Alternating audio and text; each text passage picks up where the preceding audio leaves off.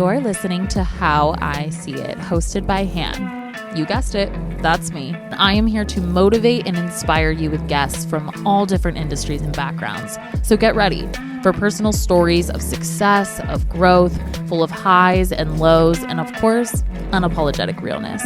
This is How I See It. I'm so excited. I have Ella Rose here today. She is an amazing content creator and she is the founder behind Skin by Ella Rose. Her brand was inspired from her love for natural beauty, clean ingredients. She's gonna share all of it. I'm actually wearing, I just freshened up my makeup after my last interview. I'm wearing her blushes right now. It looks so good. Things. What'd you mix? I did the orange you're looking one and the red one. I think okay, the same that's combo what I'm you're doing wearing. today, yeah. I'm so excited to learn more about you. Welcome to the podcast, Ella. Thank you for having me. I'm so excited to be here. Excited. I feel like I've been following you for so long and I've never met you in person. I've never seen you at another influencer event. And I was like so excited that you agreed to come on so that I could learn more about your story. No, I'm honored. And then we figured out we're both from Orange County. Crazy. How old are you? I'm 28. Okay, we're the same age too. So we were there like going at the same like time. we were literally growing up at the same time. I think people don't realize how big Orange County is. It's really though. big. Yeah. But you're not that far from me. No. So usually like when I hear like, I'll be like, where in Orange County are you from? And they're like, San Clemente. I'm like, okay, so San Diego. Yeah, You were like so that's far from from me. Yeah. But we're actually not that far apart. No. So we could have crossed paths. I know. Eventually. Maybe we did at a party or something. We just Probably. don't know. I told you I was like a vanilla you were grandma. a grandma. I don't know. How old are you when you try alcohol? Like 15, 16? A lot of people are that age. Yeah, I remember like I took a sip of a beer at a party and I went to the sink and I washed my mouth out with soap and water and everyone was like, who is this prude? And then like 6 months later I was like, You felt guilty. I was like, when you crack open the can from the side, what is that called? Oh, I don't know. You wouldn't know. I'm like, I'm gluten free too. When you stick the hole in and then you shotgun. Yeah, That's hilarious. And I was doing that like 6 months later. That's so funny. As you're like so cute in this chair, you're like, I was shotgunning a beer in high school. If they learn anything about you today, it's that. I'm gonna clip that. That will be the Ella Rose clip. Okay, take me back. You grew up in Orange County. How did you get to a place where you even became a content creator, where you like wanted to start a brand? You're now living in New York. Take us back to childhood. Yeah. You grew up in Orange County. It feels like yesterday and it also feels like a completely other lifetime. Like it's honestly crazy to go back. And I feel like I've been telling this story for like years now. I've been a full-time content creator for 5 years, but doing content for over 10 years at this point. Yeah. Honestly, it all happened very organically for me. I started sharing photos when I was in high school, like literally of my little outfits that I would wear to school. Not like an influencer would in this day and age because that didn't exist back then. No, it had but just I would came out. Yeah, I would do the like beautiful feed photos. I would share like all the food photos. I had like a separate food Instagram account. And I went to the University of Colorado at Boulder. And that was definitely like a big turning point for like my Instagram account. I remember like I was just at an international school, but also meeting people from all over the country. I feel like I was in such a bubble. I'm sure you could relate, living in Orange County and growing up in Orange County. Kind of culture shock. Yeah. Oh, leaving Newport was probably the best thing I ever did for sure. myself. But going there, it's like you meet so many people. There's definitely other girls who were creating content at this point, but the term influencer was like never thrown around at this point. Other girls were doing it. I feel like I became friends with them and we all kind of like grew from each other. And also just being at a school like that, you meet so many people in your accounts like growing. And I remember I hit 10K in my dorm my freshman year and I was like, oh my God, this is so cool. But again, like no idea it could be a career, just purely for fun. I think I got sent like a game day shirt and I was like, oh, I'm literally a celebrity. Like I get to wear a free shirt to game day today.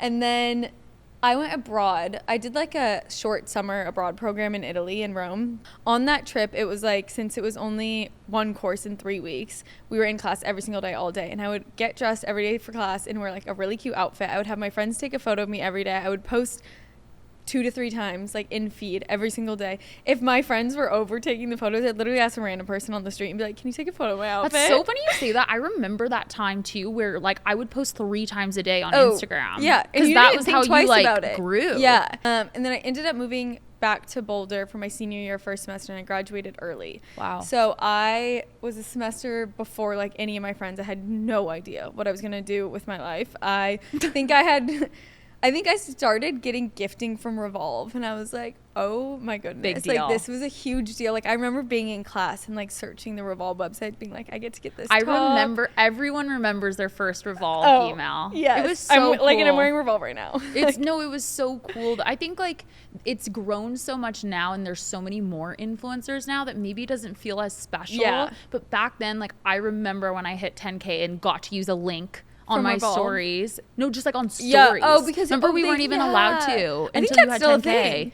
No, It's not? People can just like link stuff. They like gave access to everyone. And then I remember getting that Revolve email Yeah. and being like, oh my fucking God, I get to get gifting You're from like, Revolve. I am that girl. I mean, they're still cool, Yeah. but it was just like, there wasn't as many It creators. was really exclusive. Yes. It felt really exclusive at the time. It was like, I don't know, like Elsa Hosk and like these like Yes. big models wearing it and all over their Totally. website. So looking through it felt so cool. And then I think I got one brand deal for like $500, maybe less. And being like, oh my gosh, like, wow, this is like money. Like, I had no idea. Still didn't think of it as like a career. So I ended up moving to New York only because my little sister had just gotten into NYU. So she was still in high school. She got the acceptance letter, and she still had to finish high school, but she got accepted. I was like, okay, I'm just going to go there like now. Were you scared? No.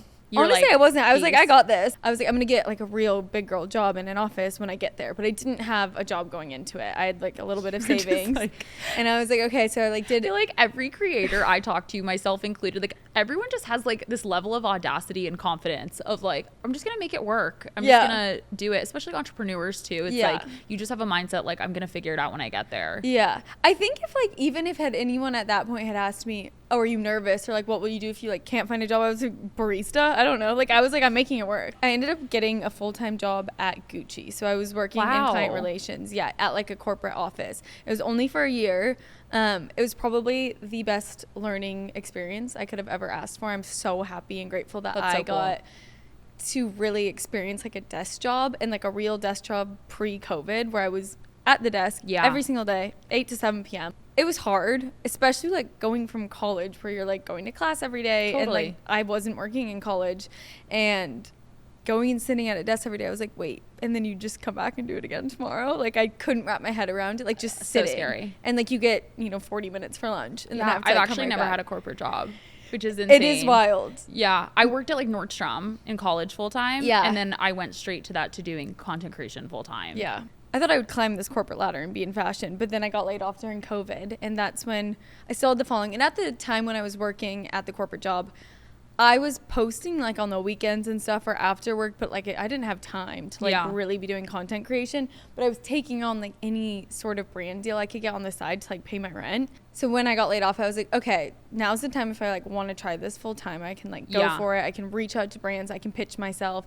And so that's when I went full time with it, and that was 2020. And then how quickly was it like picking up? I was getting work. Like I think I was working with Free People a lot, Free People movement, and I think I had a lot of relationships just from like organic gifting. So I was like reaching out, asking if they wanted to like, and these were really small brand deals, but it was still probably something. starting to share more of your life now too. Yes, I started a YouTube channel then. I was like, I'm gonna get on this, and I want to say like a year later, I signed with management. So like cool. it did go pretty quickly. I think my account maybe didn't grow that quickly. I've always grown like quite slowly and organically, and which I honestly like don't mind. I feel like I used to get really discouraged by it. I think a lot of times people get sucked into like the validation of getting followers and likes and all of that, when really it's not about that. It's about building community and a brand, a self brand. Yeah, definitely. I think especially when you're in it too, because like I think for me it's always been like waves. Like if I'm growing, and then I'll go like stagnant, maybe even lose, and then like up, up, up. And when you're in that like up wave, it's so easy to get caught up in it. You're like, it's like a high. You're like, how do I do more, more, more? That is the hard cycle to be in. It's obviously really exciting, but I've even met people who are like really in that up, up, up, and been like, oh, it's consumed you. Oh yeah. I mean, I have an agency based in San Diego. So I work with a lot of founders who are working on like building their following. Mm-hmm. That is like the first hump that I have to get over with them, is like the mental behind like followers and putting in so much effort and not seeing reward right away. And I tell people, I'm like, you will not last very long if you let this dictate your mood, the way you create, the way you feel, because especially now, it was so much easier back then to like grow and like have your content hit. Now it's like, you better be doing this for another reason besides just gaining followers. Especially because I think it's such a personal career. If it is affecting like your mood or like making you feel down, that bleeds into your personal life, and that's 100%. An issue. 100%. Yeah. Well, you know, this is a mental health podcast. I'm going to ask you, speaking of your mental health, like how has the journey been there? Like, do you have a relationship with therapy? How's your mental health been as a creator? Sharing your life is really hard. I think even for me, like I've had moments in the past where I'm like, I wish I wouldn't have shared that because now I have to address this. Yeah. What has that journey kind of looked like for you? I can confidently say I've always had like a pretty solid relationship with creating content, and I think that is because I started out very organically. Like, it was never to make money. It was never to be my career. There's definitely moments where it's consumed my life and I've let it affect me, like personally, or relationships or my family, or overshared something. And I think I'm really conscious of that now. Or I think, you know, when you're excited and you post something a little too quickly and you're like, oh, I probably should have read that first, or I should have thought about that before posting. I think I've messed up there before, but everyone has. Real people, they're posting every single day, who aren't influencers too. They're also creating the version of them that they want to share with the world, even if they aren't doing it for like following or likes or anything like that. Everyone on Instagram is putting out a version of themselves that they want the world to see them as. Totally. And I think this is why I stress all the time that like when you're posting online, you have to be 100% you and like aligned with your mission and proud of the version you're putting out, because people are gonna like say something always about it. So at least if someone is like hating on something I'm putting out or like having a judgment about it, at least I know it's like 100% authentically aligned with me,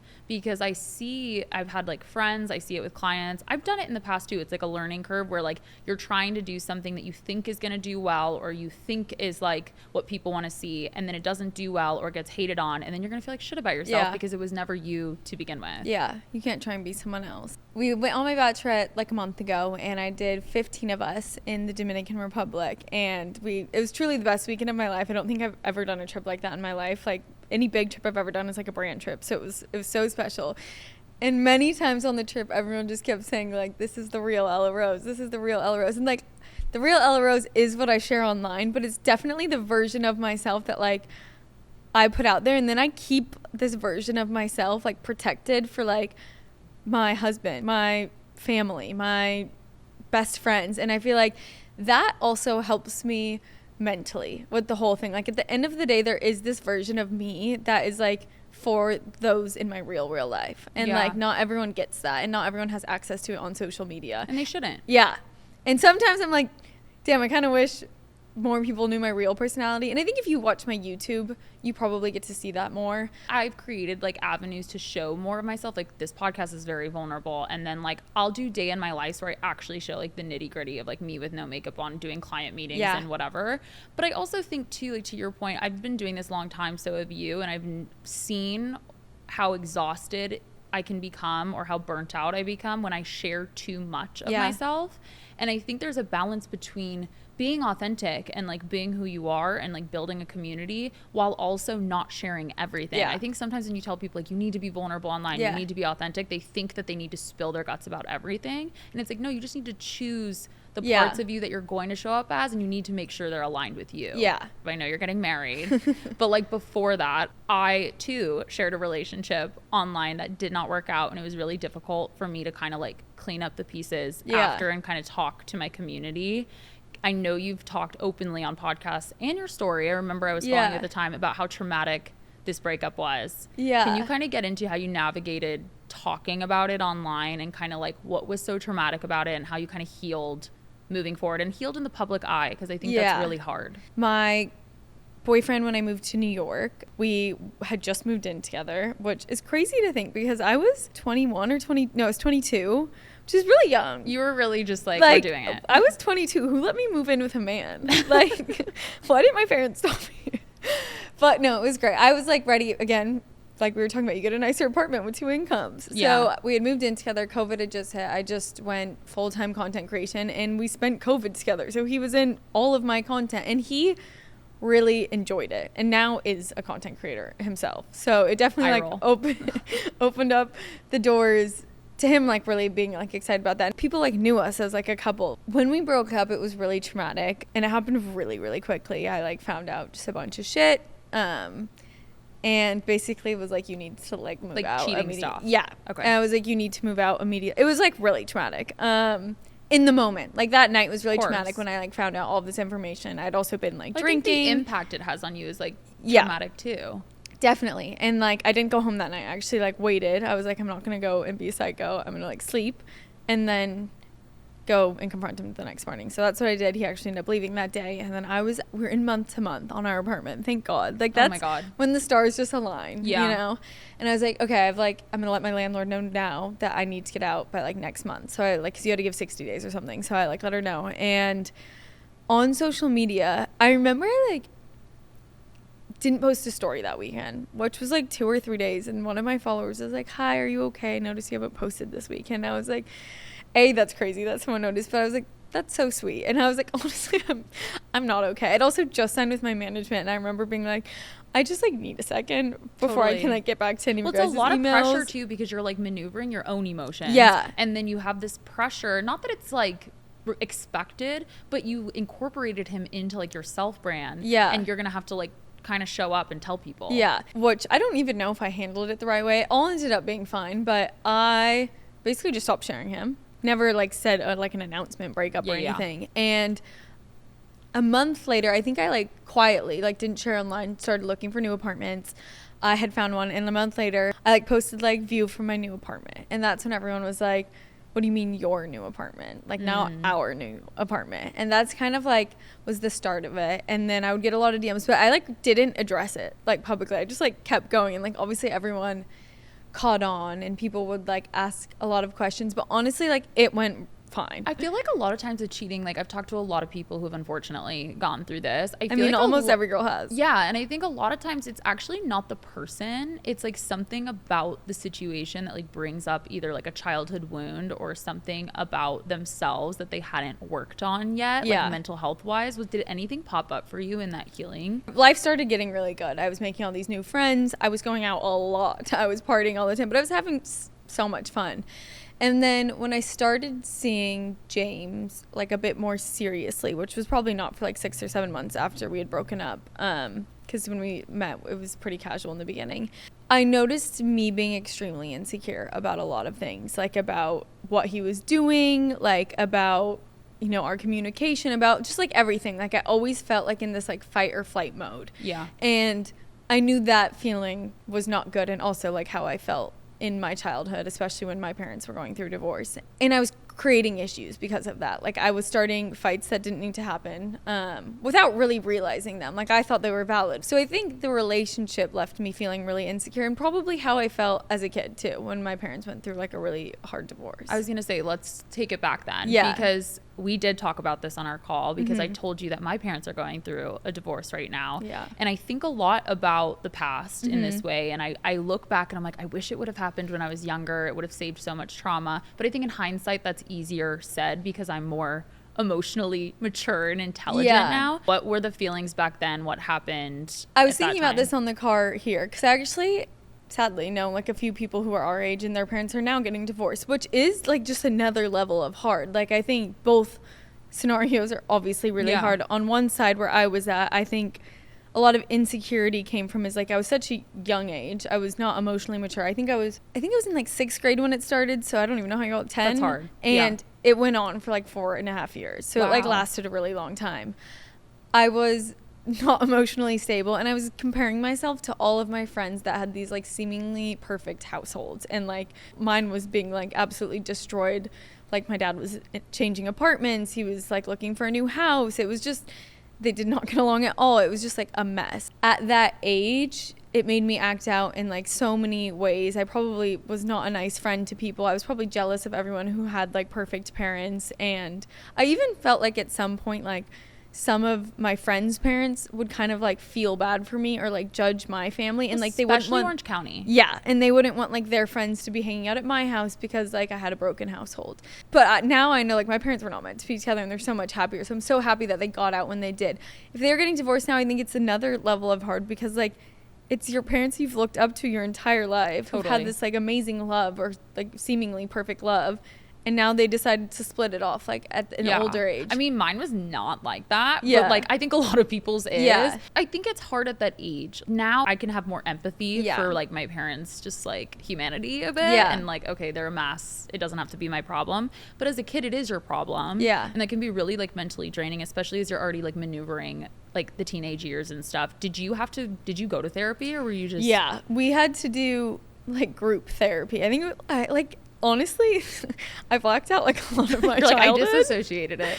I really do. Like, and I even said to my dad, like, a memory that came back yesterday. I was like, I have like specific memories, but not like I can't remember everything. Like, I don't remember a lot of things, but I do remember going to therapy, me, my dad, and my sister a lot, and like screaming, crying, like in this therapy, like so unwell. But it made me really open to therapy, and like totally. I think people are still not open to therapy. My fiance was one of them. He thought it was complete bullshit like 6 months ago, and now he's like, oh, I actually think it does. I'm like, yeah.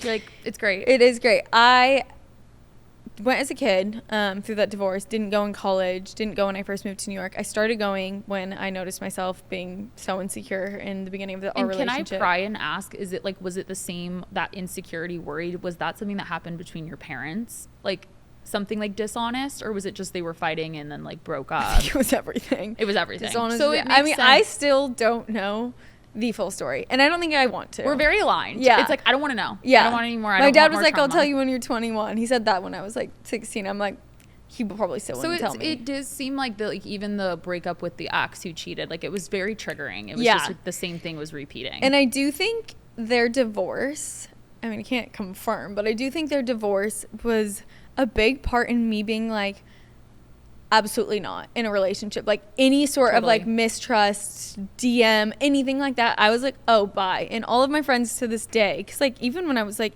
17, 18, if someone like treated me bad, I was immediately like, oh, bye. Like so done. I will not let someone treat me like that. I was like so hardcore, where I feel like at that age girls are like, no, take me back. Totally. Like get cheated on, go back again. So I do think it helped in that way. Like I had self-respect, and I knew like, oh, I didn't want to do bullshit. What did you need to kind of unravel and start to get comfortable with, and maybe what were some of the tools in therapy that you started learning to make you feel like secure and confident in the relationship? Honestly, talking through it all and like being really honest. Like I think the first step is like admitting I'm insecure. That's not an easy thing to admit. I feel like I had a lot of insecure moments or thoughts, like almost like if someone had like intrusive thoughts is like how I would think of it. And she'd give me this one trick that was like, okay, you're driving a bus and you can let people come on your bus and they can sit wherever they want. So those would be like the thoughts coming in to your bus, and you can like have them sit down, you can like chat with them, but they can't ever drive your bus. You are driving this bus, and when you want them to get off, you can ask them to get off the bus. I love that. And honestly, it's silly, but like I would think of it sometimes, and it did help a lot. No, I don't think it's silly at all. I think I always talk about how like my struggle with like depression and anxiety and like those intrusive thoughts are kind of always going to live in my car. Mm-hmm. But the problem is when I like let them take the steering wheel. And I think it's about fear too, of like giving it like power. Like when you don't give these intrusive thoughts power, or things that you know aren't true but are trying to like creep in, you can kind of like stand over it. I don't think it's cheesy at all. I think it's a great metaphor. I don't really have the thoughts that I used to anymore, and that's I stopped going to therapy like a year ago. Honestly, I would love to go back when like my life has just been crazy, and I would honestly love to do therapy with James. Like I think it is such a great way to better understand your partner and how to communicate. Even if your relationship is like great, it's just like a better way to know each other with like a third person mediating it in a way. I think for me, I like, especially when it comes to romantic relationships or people that, you know, there's a lot at stake, or I would view it a lot at stake. I was always scared to like share my feelings or insecurities because I felt like they weren't safe to do so at home. And so I thought I was going to get bad reactions, or they were going to think I'm crazy, or they were going to invalidate my reality because like that's what I experienced when I was a kid. But I think the right people and the people who love you are never going to think you're crazy. Yeah. And whenever my girlfriends like, they're like, what if he thinks I'm crazy? I'm like, okay, then he doesn't probably like you. Yeah. Because people who like really like you and who are invested in you and respect you are never going to think that you're crazy for having feelings. But I do think it gets to a certain point where it's like, if you're insecure about the same thing over and over and over again, and this person is trying to like be there for you kind of have to look in the mirror and be like, what am I perpetuating mentally that's causing problems in this relationship? Yeah. I was definitely like, no, I wasn't insane, but like there was moments where I was like, let it get the best of me. And like, it wasn't fair to James. But he was like there, and we would always speak about it and like come out stronger on the other side, but it wasn't easy. And like, we don't really have that now. Were you scared to start posting him online? Yeah. Oh my God. Yeah. Terrified. I always say now, because I shared my ex and like we didn't even break up because of like a cheating or whatever, but I hated having to like address the end. And so now I'm like, after like 2 years, I'll post his shadow and then like his arm or something, because I'm like, dude, I never want to do it again. I'm never going to share someone ever again. And then obviously you fall in love and it changes things. How long did you wait? A while. I think like I would share like an arm photo, like the classic arm photo, like with the cocktail. I think I did that maybe 3 or 4 months into it. And That's then like soon. Oh wait, no, like arm. the cocktail. Oh, okay, no, not as. And then like maybe like it was clearly when I did share his face, it was like in a group of people, I think. So it wasn't like, oh, she's dating this guy. Like it wasn't me and him. Like it was like, oh, like we were out and like there was like a group at a party or like something like that. I mean, people who followed me religiously like caught on and they're like, are you seeing someone? Because I like went to London, I think like 4 months in, and he was there. He's from there, and I was like in Greece on a brand trip, and I like met him there for a couple nights. And so people like caught on when I was there. They're like, why are you posting like literally just like photos of the street and photos of your food? Like I wasn't posting any of myself because I wasn't going to ask him to take a photo of me at that point. So people caught on. But then I probably took like 6 or 8 months to like post like a photo of us. Absolutely love that he doesn't post. Like his friends post stories and tag him, and he like only reposts. I don't trust if it was, men like, that golf. are influencers. Sorry, I said it. No, I mean, or if they like the camera a little too much, he'll do it for me. I'm okay with a double standard in this like instance. Like I think women should be allowed to take photos of themselves, and men who are too obsessed with themselves scare me. Yeah. So there's a lot of women that have unfortunately been cheated on, like we said. I think if not, there's a lot of women who have experienced moments of like distrust. I think even for me, like there was like distrust in my parents' marriage for sure, and I've been let down in a lot of ways by like different people, and it's caused me to have a lot of trust issues. Like I can call myself out. Like I know, I feel like I don't assume like the best in people, and I like try to work on it, but it's obvious that it pops up in romantic relationships. There's probably a lot of women listening to who have been cheated on, and you obviously are getting married. What would you say to these women? Like, what is your piece of advice when working through this type of like distrust of a significant other or of people in general?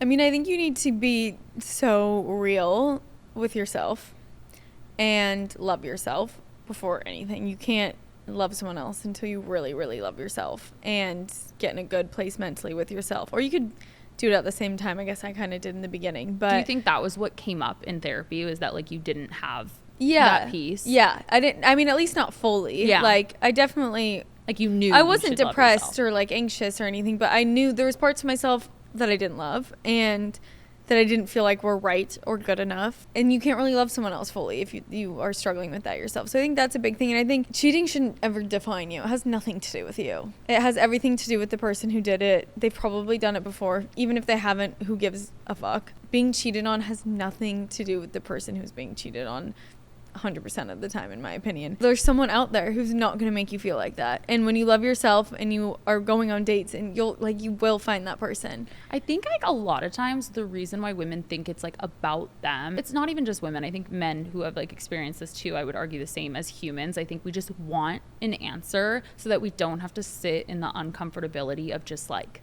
no answer, like not knowing and having to just like kind of surrender, like this actually wasn't my fault. I think when I take blame in situations, like when someone doesn't choose me or there's a problem, I think me being like, well, what can I do to fix it, is just a way that I am like trying to hold on to control. And I think a lot of it is about like surrendering, like it's actually not about you. And that's really hard for me. I always feel like it is like I want to like fix it. I want to do it. I think as an entrepreneur too, your brain is kind of wired to like fix problems. People also cling on to like needing proof.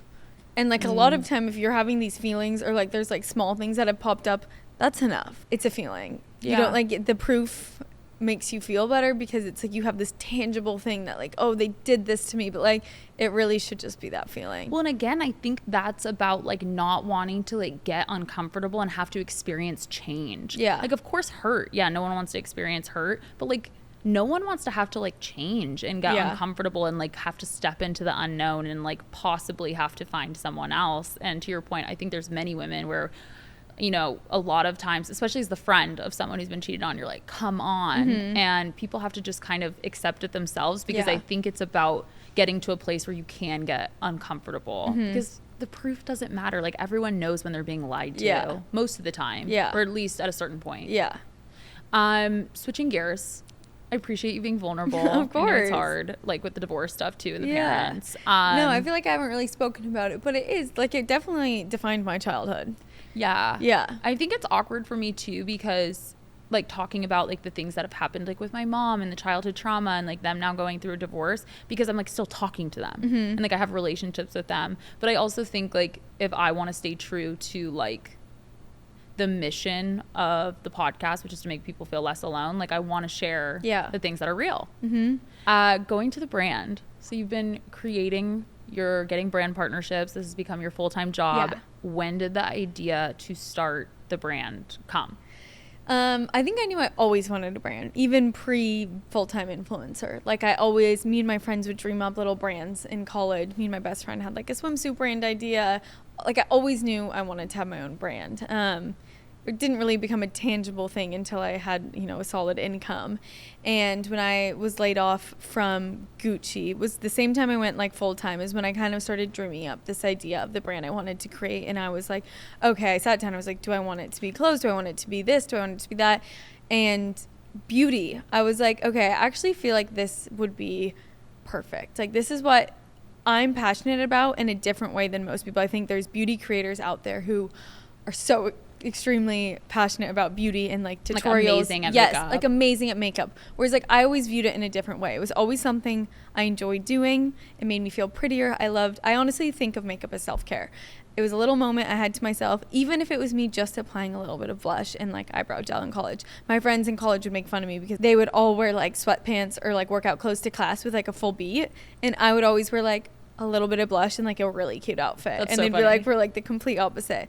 But I would share the products I liked, and they would be like so simple, and people online would be like, I really love that you like, you know, you have a more of a natural approach to beauty, or this is how I've always felt about it too. Like, sometimes makeup is really intimidating. So that's when I knew I wanted to do beauty, which I couldn't be happier. I'm learning so much as a founder in the beauty industry, and it's so exciting to like learn about. It's such an incredible industry. So I started it a while ago, and I ended up putting a pause on it because I really wanted to build up the capital to do it properly on my own without having to bring in investors or do it with like a bigger company who's going to take a cut of it.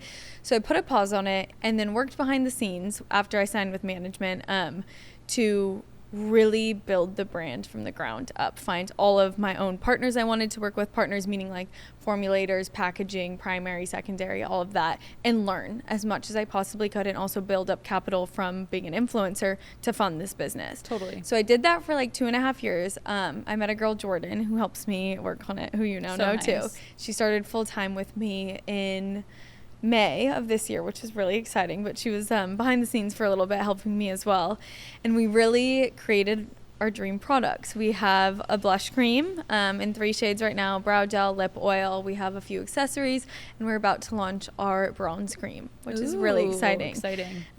It's been in the works for over a year, and having a small clean beauty brand is really hard because you're up against players who are creating billions of the same product, where we're a much smaller scale. But it's very exciting, and people really, really loved our product and shared so many amazing things. The bronze cream has been delayed a few months, but honestly, like, sometimes it's discouraging, but it's really exciting to learn. So with each thing and each hard thing, I'm like, this is a great learning opportunity. It's happening now and not when it's down the line for like a big, you know, retailer or something where it's going to be a big issue. It has given me a lot more purpose in my life, which I do love creating content, and it does give me purpose, but I felt like for a while I wasn't like pushing myself or like learning anything new, and I really enjoy learning, and the brand has given me a lot more excitement. It's made me feel a lot smarter, and it's made me push myself in a way that influencing could never. Well, congratulations. Thank awesome. you. I was going to ask you, actually, one of my questions was like, how did you feel about like being a creator and then transitioning to, and I view creators as entrepreneurs, but like a founder is another level of like a brand. Like, how did you feel going into that? Like, it sounds like you were ready to kind of like grow more, but was there like a little bit of imposter syndrome? You're like, I'm an influencer. Oh, like, I have that right now.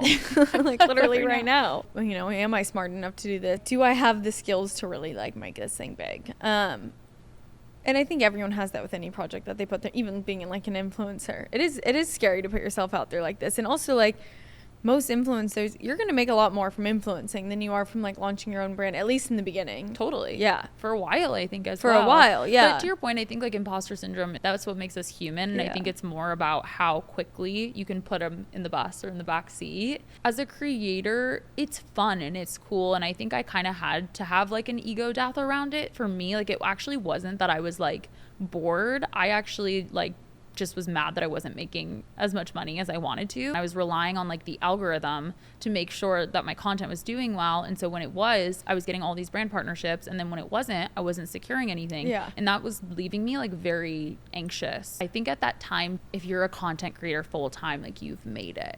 And to me, I was like, that was the dream. Like I get to like influence a community to like be confident and wear clothes and like try beauty products. And I get to like do this for my job and to like think outside that box. I think I felt like I was losing a bit of control, but it was the best decision I ever made to start the agency and like expand my knowledge. I think I had more to offer. This quote keeps coming back to me, or I keep seeing on TikTok, you plan, God laughs. It's so true. It's very interesting the way my trajectory has gone, and it's really cool to see another creator too, especially using like your own capital to create something and want to perfect it, because I do think that influencers are under a little bit more scrutiny when it comes to brands. Do you feel that?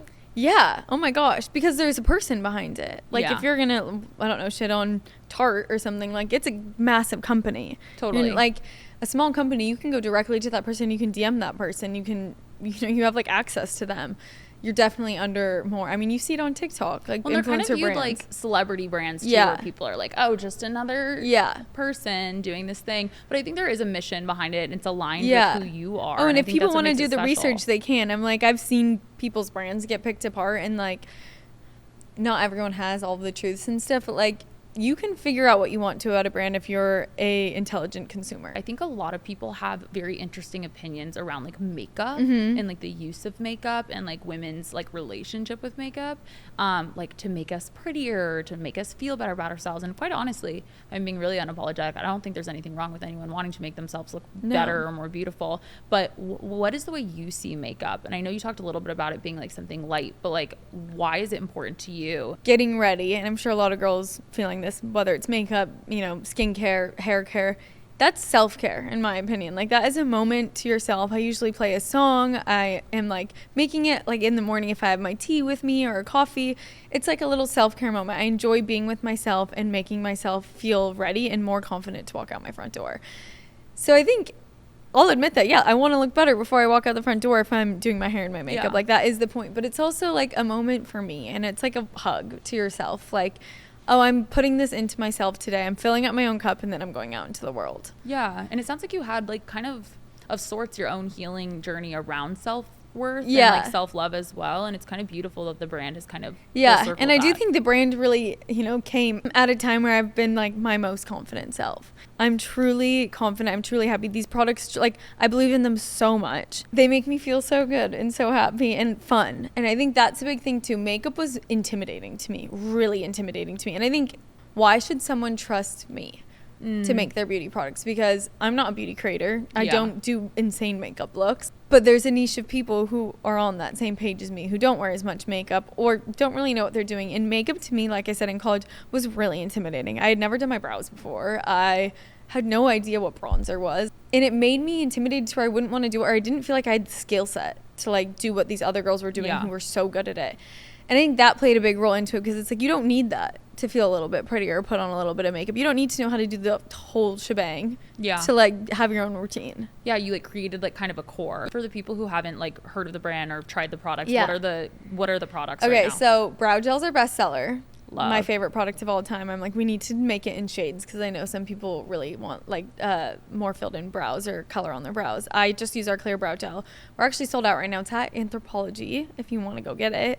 We have our blush cream in 3 shades. We have a perfect pink, which is called Flamingo, a dusty peach, which is called Palomino, which I love. It's this orangey color, and I feel like there's not really like a match for it on the market, and it's the best. Like I wear that if I'm like on its own, if I'm going to like Pilates or beach day, just gives me like a glow. Today, yeah, right? because it doesn't, if you wear it on its own, it doesn't even like look like blush. Cute. And then we have a flushed red, which is called Ladybug. And then we have our lip oil, which we're actually relaunching the lip oil in another shade, so it'll be like a different packaging. That's why we're relaunching it. Same formula, new shade. And we have our blush brush, and we're launching a bronze cream and a bronzer brush. And then we have some other things in the pipeline. I'm excited for the bronzer. I'm a big contour gal. It's really exciting. We've done fully like custom innovative packaging on it. It's nothing like you've seen on the market. It's like these little egg shapes. Cute. It's really, really cute. And that's what's caused some delays. Like we fully were like, oh, let's Do be something innovative and do interesting. something crazy and fun. But they're perfect. I've been using them every day for like, I've been using the samples every day for like a year. I've been using them in the packaging, like our custom molds and packaging for like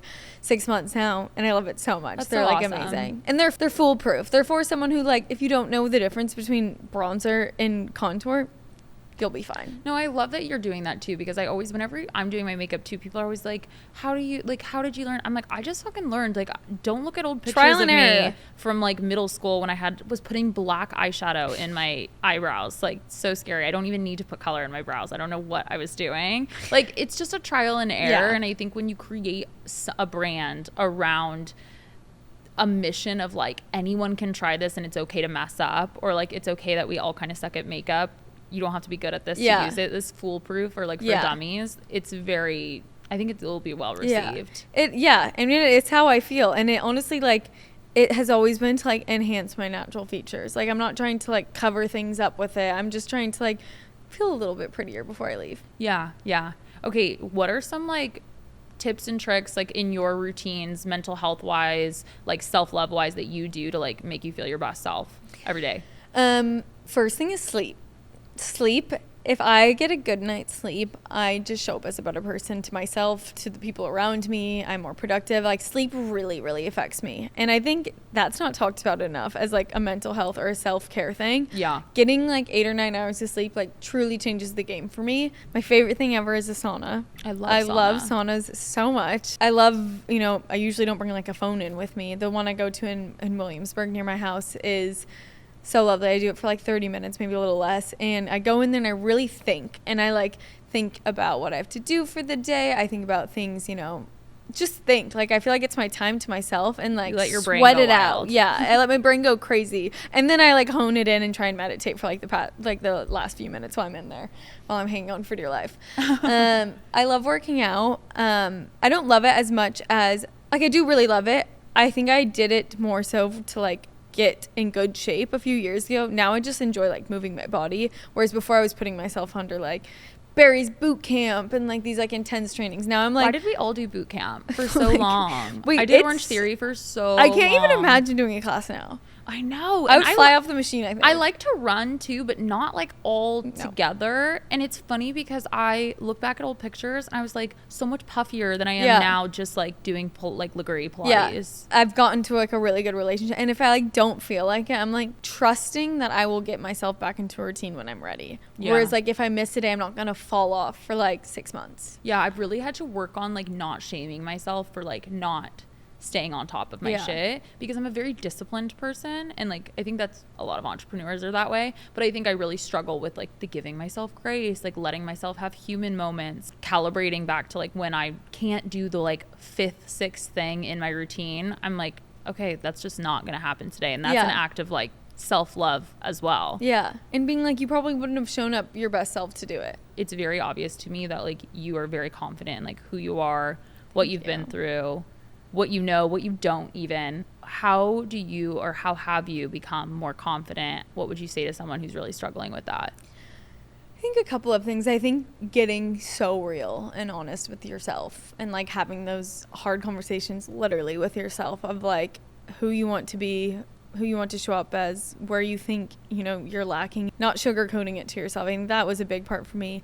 And then I do think the routine thing plays a huge part in my confidence. Like filling up my own cup and doing these little things is how I feel my most confident. I'm doing these things for me and then going out into the world. So like if it's the sleep, the sauna, the working out, the cooking at home and making a meal, going on a dog walk with my dog has given me another level of joy in my life. Like she's truly changed my life.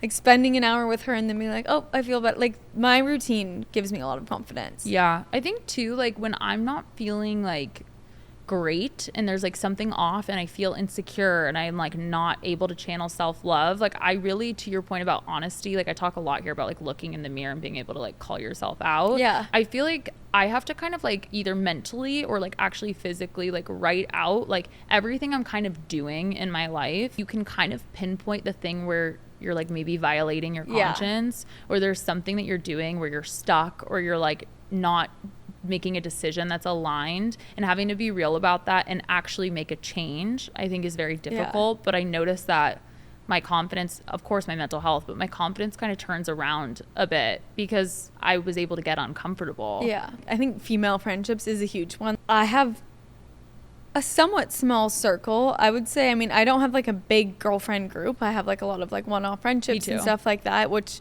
I love my friends so much. I feel like so supported by all of them. But I've definitely had people, even recently, that I've like, I cut out of my life. And I was like, it's just not aligning. And like, we don't have the same values. We don't have the same morals. Like, we're not meant to be friends. Yeah. And I think that has also given me another level of confidence, being like, okay, you don't need to please everyone. And it's okay if you and this person are not friends, or like you don't need to be friends with everyone. Yeah, I've actually had to be really honest about this in some ways too, because I think I felt like a little bit insecure that I didn't have so many friends. Yeah. I've just always been someone that like just doesn't have very many friends because I get like so deep and like I want like deep connection, and I can't really do like a lot of surface level. Yeah. And so I think I kind of was feeling insecure about it. So I was really trying to like put myself out there and like hang out with more people, which I think is good in some aspects. But I was noticing with like some of the people that weren't filling my cup, like they were bringing out a not good version of me as well. That's usually how you know too. Yeah. Like I caught myself, I was like talking to my other friend and I was like, I